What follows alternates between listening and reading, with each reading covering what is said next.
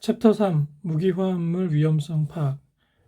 이 파트에서는 이제 금속화합물에 대한 뭐 특성이나 뭐 예외적인 상황, 사항, 그리고 이제 비금속 화합물 중에 특히 할로겐족에 대한 성질을 묻는 문제가 좀 많이 나왔었어요. 그리고 가장 마지막 파트에 있는 이제 방사선의 종류와 성질이 기출문제 생각보다 좀 많이 나왔었거든요. 그래서 그런 것들을 중심으로 제가 설명을 좀 드리도록 하겠습니다. 자, 우선 기본적으로 무기화합물이라고 하면 이제 유기화합물을 제외한 모든 화합물을 의미를 할 수 있습니다. 그래서 탄소가 주 골격으로 위치해 있지 않다. 이 정도 아시면 될 것 같고요. 이제 금속과 비금속으로 구별할 수 있겠죠. 2-1번 무기화합물의 종류 및 위험성. 금속화합물. 금속화합물은 이제 금속 원소와 타 원소가 결합해서 이루어진 화합물을 통칭을 하고요. 그리고 화학적 성질은 모든 물질이 다 동일하지만 금속 화합물 역시 원소의 체각 전자수에 따라서 다르다고 합니다. 보통 상온에서 고체입니다. 근데 네, 수은 액체이죠. 이게 시험 문제 가끔 나왔었어요. 그리고 열과 빛, 전기의 양도체이다. 동일한 주기의 비금속 원소에 비해서 원자 반지름이 더 크다고 합니다. 왜냐하면 동일한 주기라고 하면 껍질은 같잖아요. 근데 이제 비금속, 이제 오른쪽으로 가면 갈수록 비금속이고, 오른쪽 위, 자, 왼쪽 아래로 가면 갈수록 금속성이 강합니다. 그래서 같은 주기라고 하면, 자, 오른쪽에 있는 것보다 왼쪽에 있는 게 원자 번호가 작고요. 원자 번호가 작으니까 양성자의 수가 더 적어요. 여긴 양성자가 더 많고. 네, 그래서 유효핵전화의 수가 이쪽이 적기 때문에 전자를 끌어당기는 힘도 얘가 네, 금속이 더 적습니다. 그래서 반지름이 동일한 주기의 다른 비금속 원소에 비해서 잘 못 당기니까 이게 전자가 더 멀리 가 있을 수 있는 거예요. 자, 그렇게 이해하시면 될 것 같습니다. 광선을 투과시키지 못한다, 특유의 광택을 지닌다, 이온하면 양이온이 된다, 뭐 이런 내용 한번 읽어보시면 좋을 것 같습니다. 물리적 특징은 전성, 이제 때리면 얇게 펴지는 성질을 전성이라고 하고, 연성은 이제 늘어나는 성질을 의미를 하죠. 그래서 전성과 연성이 매우 좋아서 이제 주조할 수 있는 것들이 많고, 이런 특징들 네, 숙지해 두시면 좋습니다. 자, 이제 2017년도에 출제되었던 문제인데요. 네, 금속의 특징에 대한 설명으로 틀린 것은 전성, 연성이 있다. 결정 구조를 고체 상태에서 형성한다. 다 맞는데 상온에서 모두 고체이다. 수은 액체 가끔씩 나온다고 했죠. 그래서 이런 식으로 일반적인 특징에 대한 문제가 한 번씩 출제됩니다. 자, 그래서 가장 첫 번째 나온 금속이 이제 알칼리 금속 1A족이라고 합니다. 주기율표 상으로 보면 가장 왼쪽에 있는 그런 원소가 여기에 해당이 돼요.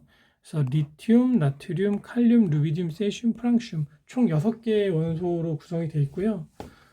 얘네들은 특히 이제 최각 전자가 모두 한 개이기 때문에 전자 하나를 잃고 플러스 1가 양이온이 되기 쉬운 네, 특징을 지니고 있습니다. 이렇게 된다라는 거죠. 그리고 공기 중에 쉽게 산화해서 산화물을 형성할 수 있다. 그래서 대표적인 알칼리 금속 화합물이 이제 수산화나트륨하고 탄산나트륨이 있는데요. 수산화나트륨에 대한 건 뭐 추후에 나오긴 할 텐데 간단하게만 좀 설명드리자면 얘는 중요한 게 공기 중에 수분, 이산화탄소와 반응성이 있어서 반드시 밀폐 용기에 보관을 한다고 합니다. 그리고 건조제 넣은 플라스틱 병에 보관을 합니다. 유리가 부식되는 그럴 우려가 있기 때문에. 자, 탄산나트륨은 하얀색 분말 성분, 원자와 같은 형태로 비산하기 쉽다. 두 번째는 이제 알칼리 토금속입니다. 얘는 주기율표상으로 맨 왼쪽에서 첫 번째, 두 번째에 있는 그 족들이에요. 그래서 베릴륨, 마그네슘, 칼슘, 스트론튬, 바륨, 라듐 총 6개의 원소로 이루어져 있고요. 그리고 물과 결합해서 강한 염기성 수화물을 만든다고 합니다. 그리고 종류에 대한 내용은 뭐 이 세 가지 원소에 대한 설명이 나와 있는데 그냥 한번 읽어보시면 좋을 것 같아요. 자, 그리고 조금 중요한 것이 이 불꽃 반응 색이, 이 불꽃 반응의 색이 좀 중요하거든요. 그래서 뭐 나트륨이 뭐 노란색이다 이런 걸 묻는 문제가 아니라 어떤 뭐 불꽃 반응 결과 무슨 색을 나타냈고 무엇과 섞으니 어떤 뭐 침전이 생긴 성분을 뭐 찾아라 이런 식으로 좀 복잡하게 나와요. 그래서 이게 이제 2019년에 출제되었던 문제인데요. 보시면 우선 불꽃 반응의 색깔이 노란색이라고 나오죠. 노란색을 띠는 것은 나트륨 이온이거든요. 그러면 얘하고 얘는 해당이 안 되겠죠. 그럼 이제 나트륨 말고 황이냐 염소냐 그걸 물어보는 문제입니다. 그래서 이제 질산은 용액을 넣었더니 백색 침전이 생겼다. 백색 침전을 형성하는 반응은 질산은이랑 염소, 브롬, 요오드의 반응이거든요. 근데 얘는 황산이온이니까 관련이 없죠. 염소 여기 있으니까 답은 3번이죠. 그래서 이렇게 좀 복잡하게 두 가지 내용을 다 알아야 풀 수 있는 문제로 출제가 한 번씩 되고 있습니다. 답은 3번이죠. 그래서 불꽃 반응 색을 숙지를 꼭 해두시면 좋을 것 같아요. 다음은 붕소족입니다. 붕소족은 붕소 아래로 있는 붕소, 알루미늄, 갈륨, 인듐, 탈륨 총 5개의 원소를 이야기를 하죠. 얘도 체외곽에 3개의 전자를 가지고 있어서 이렇게 삼가이온으로 많이 형성을 하고 있다고 합니다. 또한 붕소와 알루미늄은 P형 반도체 제조에 많이 사용된다고 해요. 그리고 대표 물질에 대한 내용이 있는데 사실 이 부분은 시험 문제에 아직까지 출제된 적은 없어서 그냥 일반적인 특성 정도만 숙지해 두시면 어떨까 싶습니다. 자, 다음은 철쪽입니다. 철쪽도 한번 읽어보시고요. 이 양쪽성 원소가 좀 중요하거든요. 여기 시험 문제에 한 번씩 나와요. 자, 이제 문제 보시면 2018년도에 출제되었던 문제거든요. 그래서 양쪽성 원소를 구성하는 주요 물질이 이 알루미늄이나 아연 같은 금속의 산화물일 때 양쪽성 산화물에 이제 해당이 된다고 해서 아연이나 알루미늄 들어간 건 2번밖에 없죠. 네, 이런 식으로 문제가 나옵니다.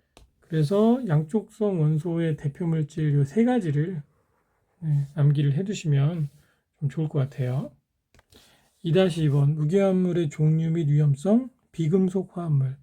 비금속 화합물은 주기율표상으로 오른쪽 위로 가면 갈수록 비금속성이 강해진다고 했죠. 그래서 뭐 탄소, 질소, 인황, 뭐 비활성 기체를 포함한 여러 가지 원소들을 우리가 말할 수 있겠죠. 보통은 이제 체각전자수가 많은 그 특징을 가지고 있고요. 그리고 주로 공유결합을 한다고 나왔습니다. 그래서 이제 비금속 화합물에 대한 일반적인 특징 좀 숙지를 해주시고요.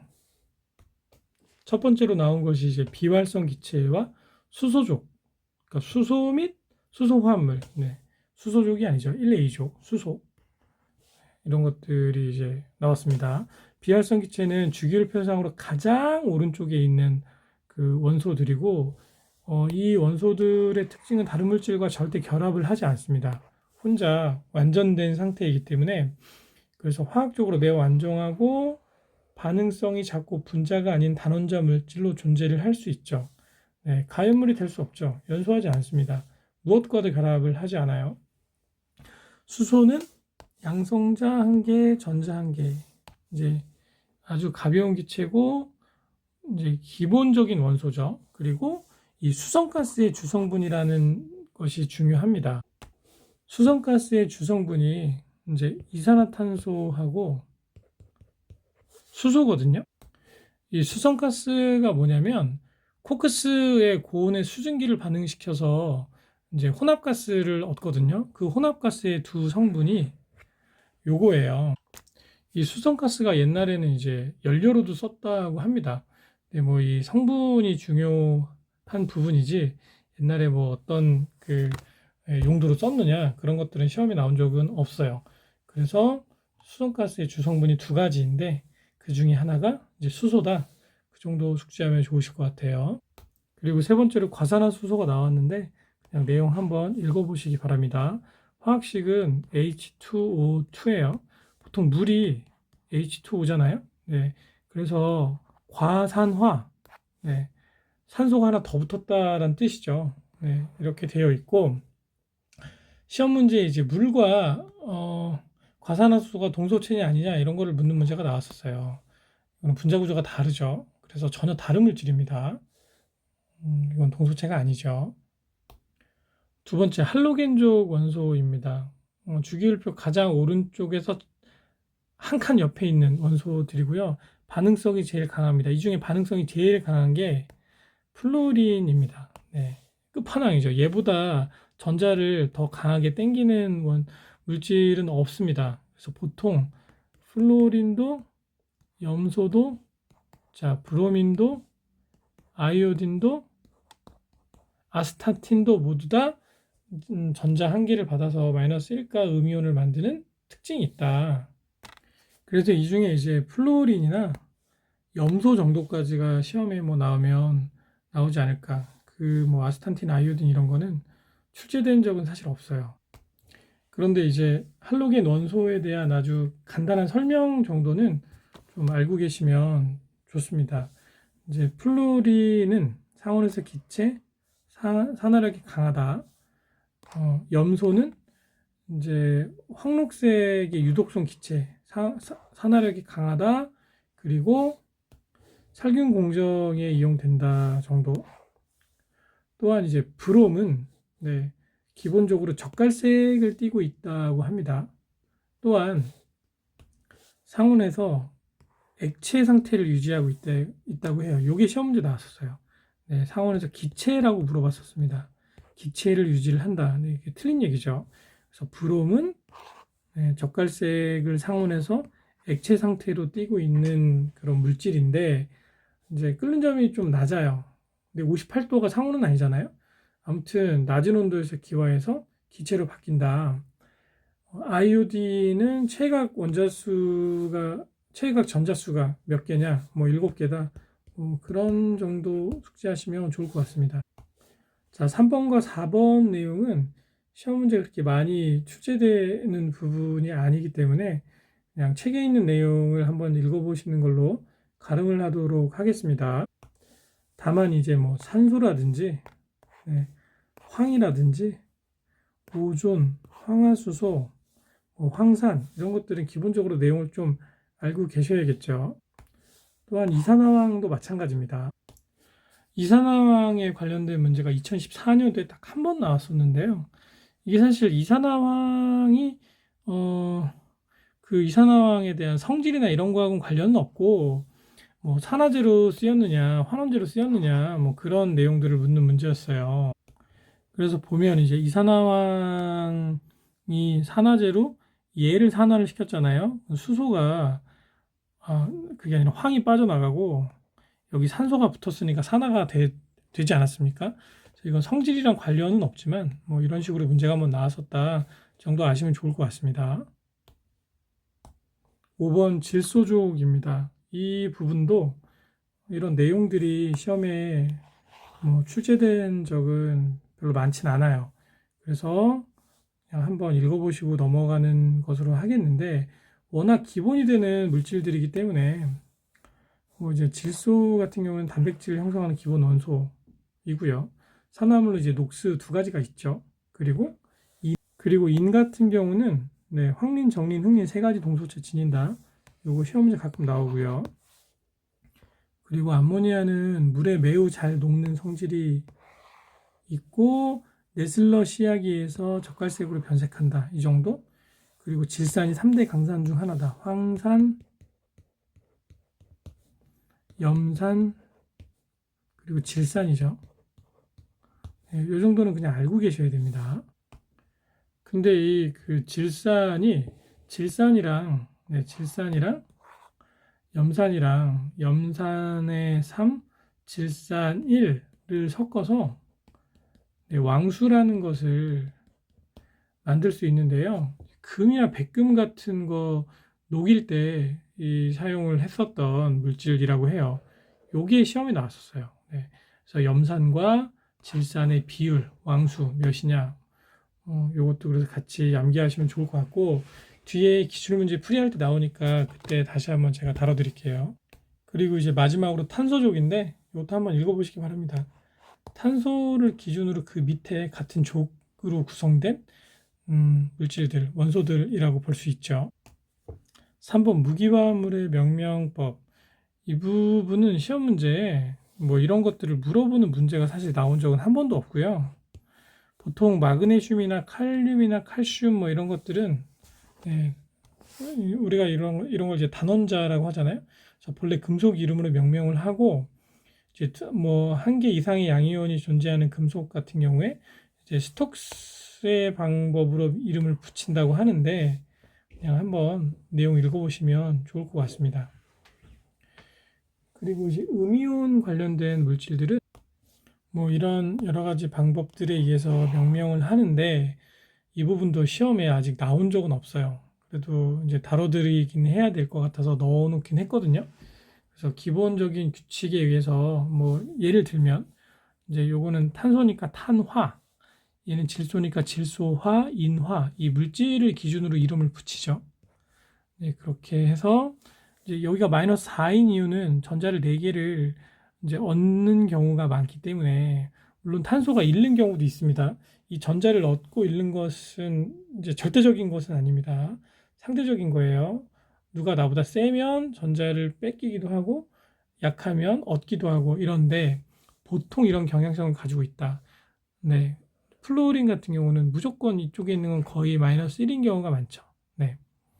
그래서 이제 1원자 음이온을 이름을 붙일 때는 이런 식으로 붙이고 산소를 포함하고 있는 그 이온의 명명을 할 때는 아래에 있는 표처럼 이름을 붙이는데 이런 것들은 네, 좀 관용적인 표현이죠. 그쵸? 그리고 뭐 이거는 시안, 뭐 아세트산 이온 이게 CH3COOH에서 수소 하나 빠지면 이것만 남잖아요. 네. 그래서 이 화학식이죠. 네. 수소 3개, 탄소 2개, 산소 2개 맞죠? 그리고 얘는 이제 탄산이온 H2CO3에서 네, 수소 빠지고 이제 이게 HCO3-가 됐다가 하나 더 빠지면 CO3-가 되는 거죠. 네, 얘를 탄산이온이라고 부릅니다. 그리고 다이크로뮴산 이온, 과염소산, 아질산, 질산 뭐 이런 이름들이 있는데 네, 얘네들은 그냥 솔직히 말하면 패시브로 어느 정도 암기를 하고 계시긴 해야 돼요. 근데 여기서 보면 이런 말들이 있잖아요. 이런 것들은 구조적으로 이제 산소를 포함한 이온의 접두를 이제 구별하는 구분법이 따로 있거든요. 잠깐 보여드릴게요. 자, 다음 페이지에 보시면 산소 포함 이온의 접두어를 구분을 제가 해놨습니다. 그래서 가장 기준이 이제 접두어가 따로 없고요.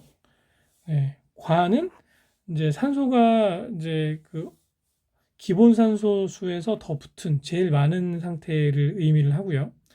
그리고 아는 이제 기본에서 한 개 빠진 겁니다.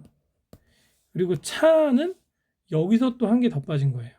그래서 순서가 굳이 이제 이거를 구별을 하자면 차, 그 다음에 그냥, 그 다음에 과 이렇게 이제 구성이 된다.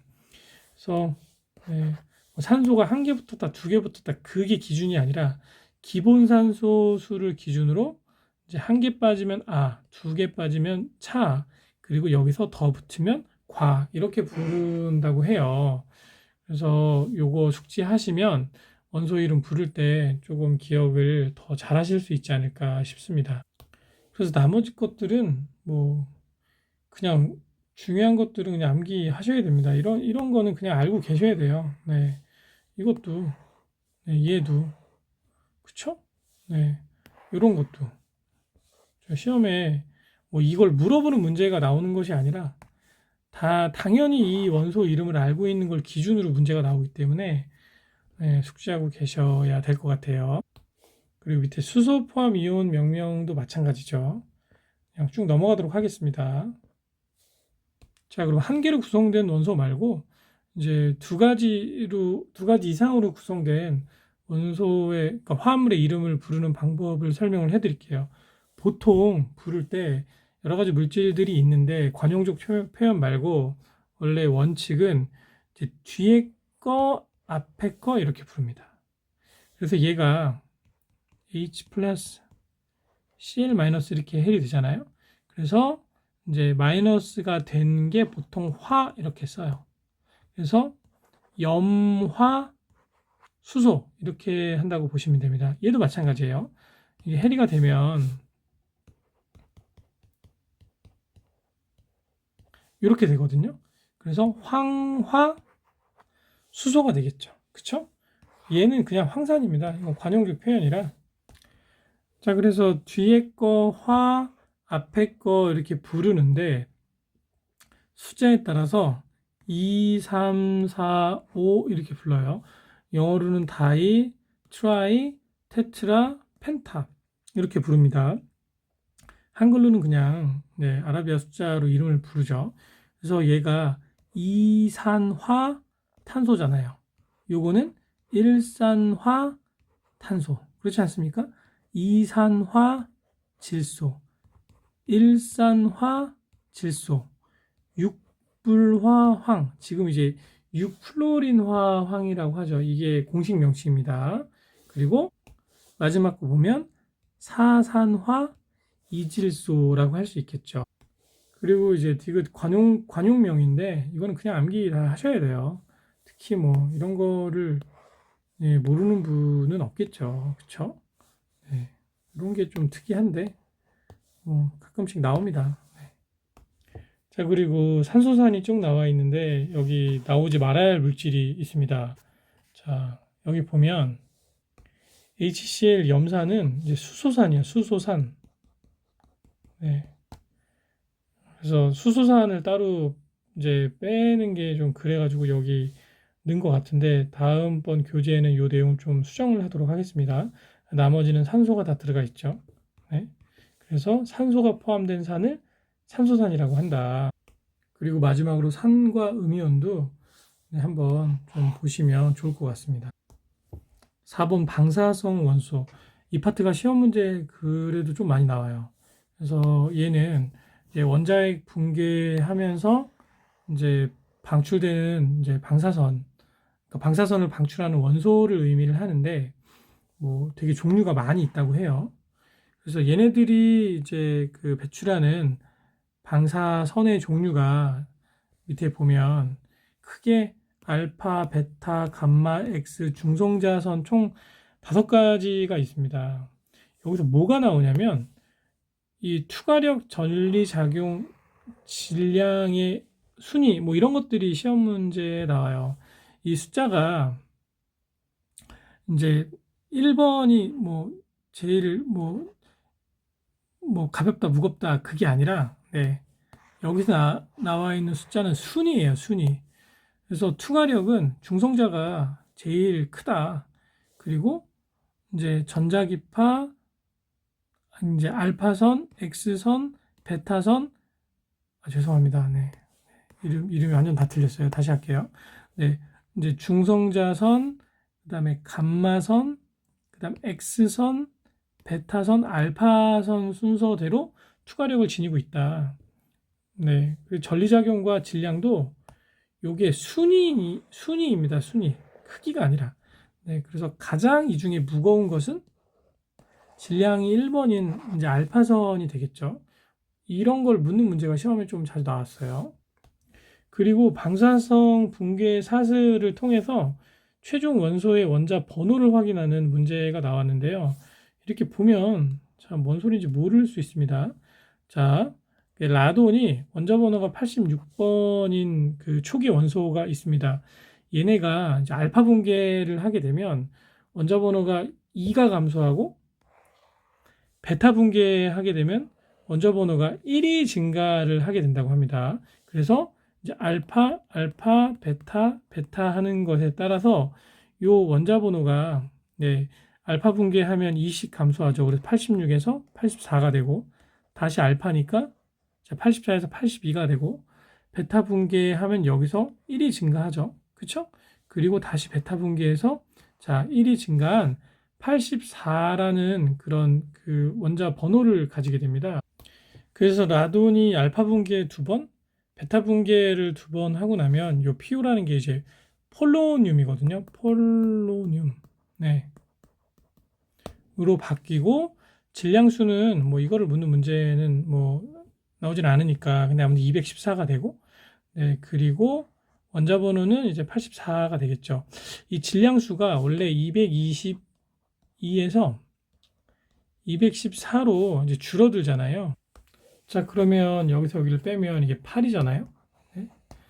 이게 알파 분계를 할 때 이제 원자 번호가 2씩 빠지는 이유는 양성자가 여기서 이제 2개씩 빠지고 그것과 같이 중성자도 동일한 양이 빠집니다. 그래서 하나, 둘, 셋, 넷, 총 4개씩 이게 한 번, 2번 빠지니까 4, 4 해서 더하면 8이잖아요. 그래서 질량수가 8 차이만큼 나게 가볍게 되는 겁니다.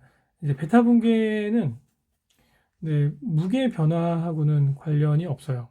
네, 그래서 이런 문제가 나온다. 자, 다음은 2017년도에 나왔던 문제입니다.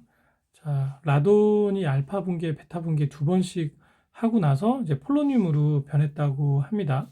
그래서 마지막 폴로늄의 원자 번호는 몇 번인가 계산해 보면 알파 분계 할 때는 이제 2개씩 사라진다고 했고 베타 분계는 하나씩 는다고 했어요.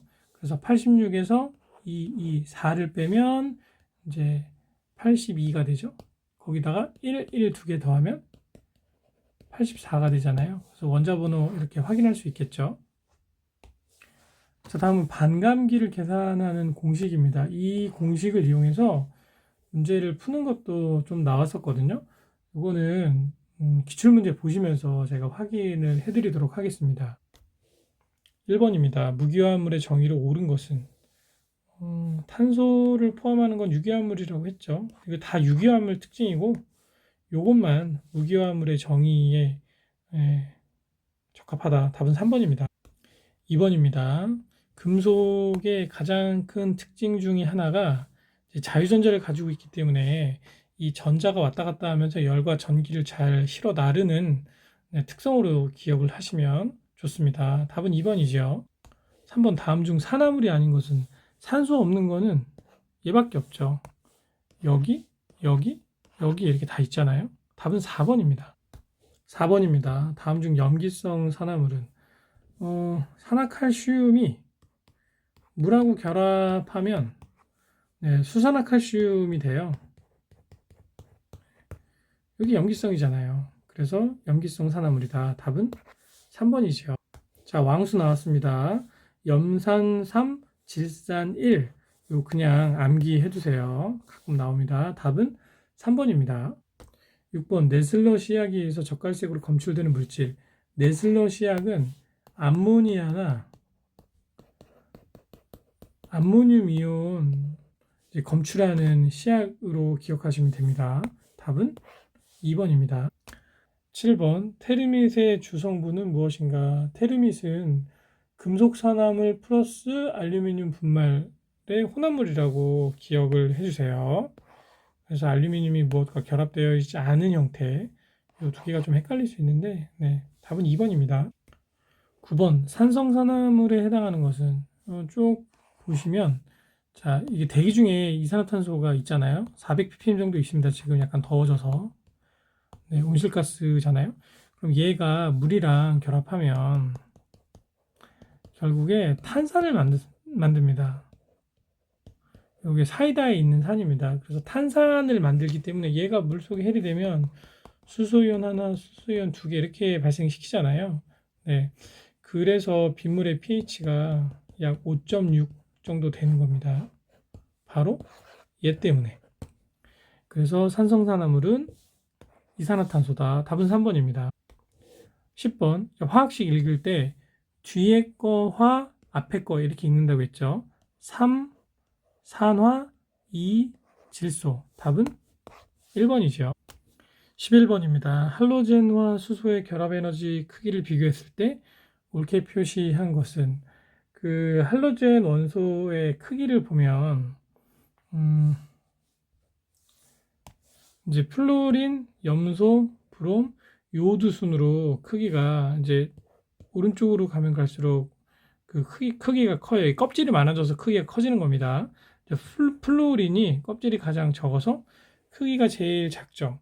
그럼 크기가 제일 작다라는 것은 예를 들어 얘가 요거하고 같이 이제 결합을 형성을 하게 되면 두 원자의 원자 핵에 있는 양성자가 위치한 거리가 되게 가깝습니다. 전자하고. 그래서 그 전자쌍을 더 강하게 잡아당기게 되는 거로 생각을 하시면 돼요. 그래서 반지름의 길이가 작으면 작을수록 더 강하게 당길 수 있는 거겠죠. 그래서 원자의 크기와 반대다. 수소가 결합되어 있는 이 물질이 그렇게 이해하시면 기억에 오래 남으실 겁니다. 그래서 HF, HCl, HBr 요 순서대로 되어 있는 답이 3번이겠죠. 12번 카보런덤 그냥 암기하십시오. 13번입니다. 산소의 산화수가 가장 큰 것은 보통 산소의 산화수는 마이너스 2입니다. 그런데 이제 요거는 하나의 물질로 되어 있고 여기 이제 위에 아무런 숫자가 없잖아요. 그래서 여기서 산소 산화수는 얘는 0이에요. 그리고 요 두 가지 물질은 산화수가 플러스 1일 때가 딱 한 번 있는데 그때가 언제냐면 플로린하고 만났을 때가 플러스 1이고 나머지는 다 마이너스 2입니다. 그쵸? 그런데 또 한 번의 예외가 있는데 과산화수소 같은 경우는 산화수가 얘는 마이너스 1이에요. 이 두 개를 합친 산화수가 0이 돼야 되잖아요. 근데 수소는 무조건 전자를 뺏깁니다. 그래서 산화수를 계산을 해보면 자, 1 곱하기 2 플러스 A가 2A가 0이 돼야 되잖아요. 그러면 요거 이항하면 2A는 마이너스 2. 그럼 A 값은 마이너스 1의 산화수가 되어야 이 과산화수소의 이온 상태 0인 그 상태가 완성이 됩니다. 그래서 과산화 물질인 경우도 마이너스 2가 아니라 마이너스 1이 될 수 있다. 이 중에 제일 큰 건 얘겠죠. 그쵸? 답은 1번입니다.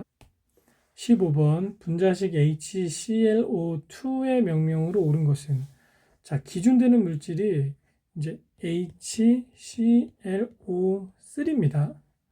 그래서 얘가 이제 염소산이라고 우리가 부를 수 있는데 요거보다 한 개가 적잖아요. 그러면 아입니다. 아. 그래서 HClO2는 아염소산. 그리고 HClO는 여기다 하나 더 뺀 차아. 만약에 이게 아니라 여기다가 플러스 산소가 붙었어요. 그래서 HClO4는 과염소산이라고 부르면 되겠죠. 그쵸? 그래서 여기서는 하나가 빠졌으니까 아다. 답은 2번입니다. 16번 라듐의 붕괴 형식은 라듐은 무게가 무거운 편입니다. 그래서 이제 헬륨액을 방출하는 알파 붕괴를 주로 붕괴 형식으로 지니고 있다. 이것도 암기를 해주세요. 답은 4번입니다. 17번 방사성 동위원소가 아닌 것은 여기 보면 헬륨은 영족이죠. 영족 또는 18족이라고도 하죠. 완전체 전혀 관련이 없습니다. 답은 3번이에요.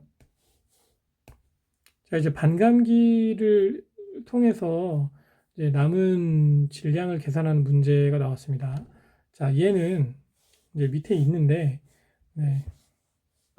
요 공식을 암기하고 계셔서, 각각의 수치만 집어넣으면 우리가 문제를 푸실 수 있어요.